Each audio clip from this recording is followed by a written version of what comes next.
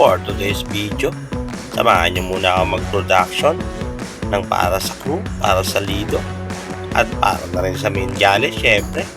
Simulan natin ito sa meeting ng pang-crew. Napakasimple lang hiwain ito. Siguradong basic na basic kahit mapuro lang kutsilyo mo, isda lang naman. Uy, naka 1-0 na agad si Delberto. Ayos din. Ito, habang nagpo-production ako, maya-maya lang dito may dadating si Muhammad ng Indiano. May chismis siya umaga-umaga, chinichismis siya sa akin. Maaga raw nag-aaway yung mga kasama ko rito. Nagraratratan daw, sabi niya. Sasabay tawang ego. Sumunod na bisita ko rito, itong ating paisano na business minded ang potek. Nangihinang tinapa.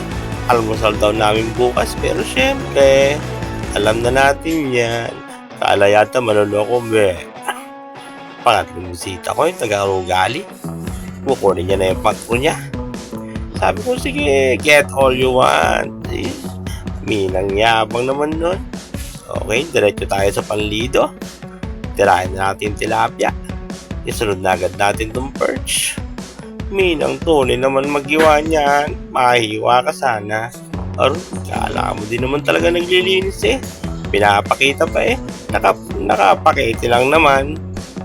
Kala ko ikaw naghihiwa, yabang na yabang ka.